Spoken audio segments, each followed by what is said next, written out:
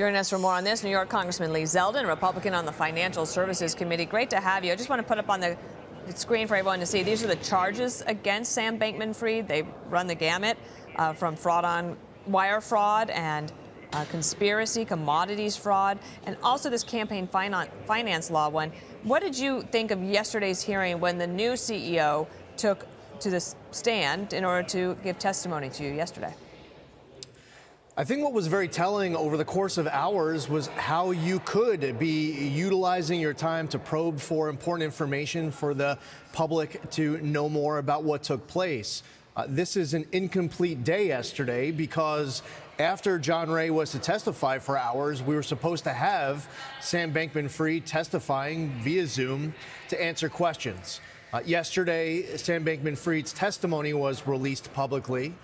And having a hearing where you're going back and forth with Sam Bankman-Fried presents the opportunity to ask the follow-up questions. While I believe that Sam Bankman-Fried did commit crimes and that he should be arrested and he should go to prison for a very long time, that's my personal opinion, I do think that the timing was quite questionable, that it was just before the start of this hearing that he was arrested.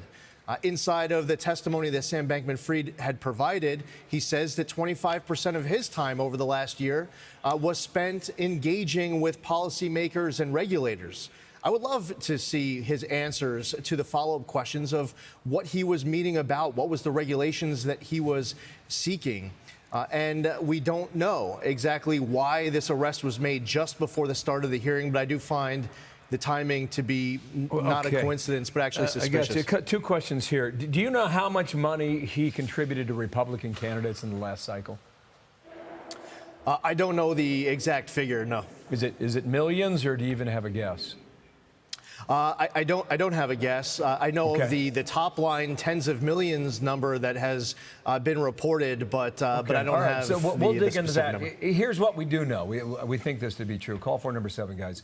He gave $50,000 in October to the Biden Victory Fund. That was 2020.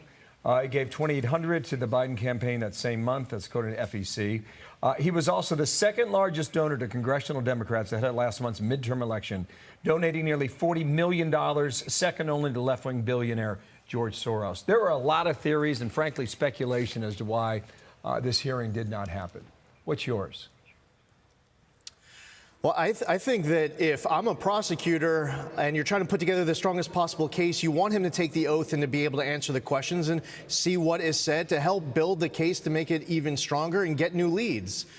If you're not allowing him to testify and you're arresting him just before the start of it, it seems like you're trying to protect someone. Now, we don't know specifically exactly why he was arrested just before the start of this hearing, but if it was done to prevent him from testifying as opposed to waiting until after the hearing is over, one possibility could be the relationship and engagement with the chair of the SEC, Gary Gensler. They were working together on access to new platforms, and they were talking regulations, and they're having meetings. And Gary Gensler was CFO of the Hillary Clinton campaign. Again, this is just one of many rumors and theories that are out there. We don't have the exact answer. Congressman, I had a question about campaign finance, just for the folks at home watching this. So there are limits as to how much you can give to a candidate. Okay. Apparently, one of the things he was doing was donating his money, well, the money that he was using from the company, in other people's names, so that he could give more money, but that person, like say it's me, that I don't actually have to fork over the $5,000. He's going to do it for me. Now, would I be in trouble as well in that hypothetical situation if I knew, but also was he doing it without people knowing? So it is important to find out as to who knew what. Illegal contributions are illegal, and they should not be accepted. Now, sometimes a contribution can be accepted, and you're not aware that until after the contribution was received, that based off where it came from, the sourcing, that it is an illegal contribution. So now, you have that first step is don't accept illegal contributions. But let's say you've accepted the contribution and now you have it. In this case, it's interesting. We're just after an election. Some of these entities may be saying that they spent the money because we're just coming off of the election. They might not have it to return. Now, here's the next piece. What do you do with the money? Because if you are talking about refunding it, you're not refunding it to the person who gave it to you. If you donate it to a charity, that's a noble cause. You could find a good charity out there that could do good with the money. But ultimately, you have customers who are trying to be made whole.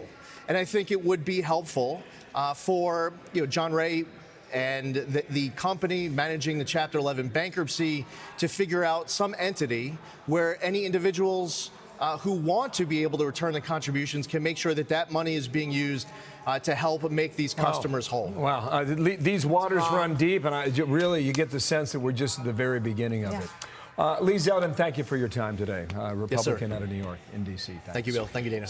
I'm Steve Doocy. I'm Brian Kilmeade. And I'm Ainsley Earhart. And click here to subscribe to the Fox News YouTube page to catch our hottest interviews and most compelling analysis.